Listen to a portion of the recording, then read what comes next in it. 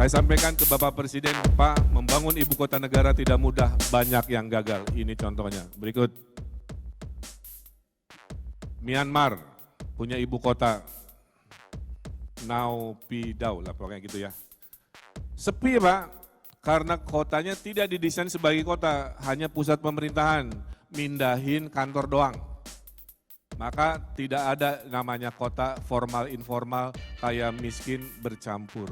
Sifat kota itu harus bercampur Pak. Semua golongan harus hadir. Jangan dicontoh, makanya Pak Bambang ya ini nggak boleh dicontoh. Berikut, Putrajaya Malaysia, bagus desainnya Pak, silahkan main ke sana.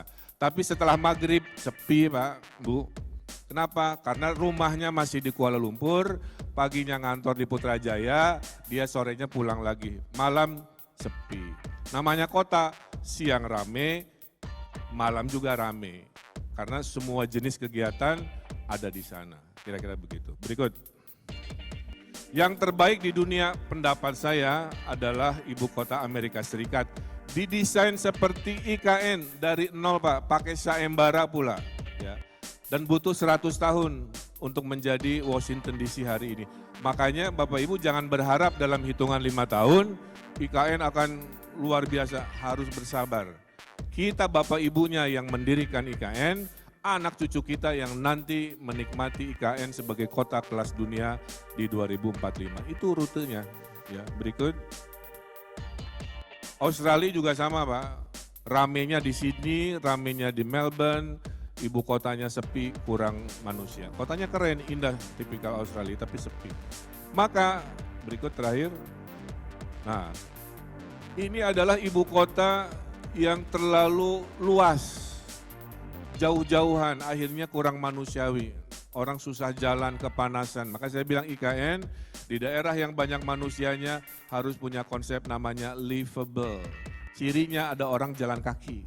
Kalau di IKN Nusantara nanti tidak ada orang jalan kaki, kita gagal sebagai kota yang manusiawi. Kemana-mana harus naik kendaraan, kemana-mana harus naik mobil, itu ciri kota, kita mengulang kota yang keliru.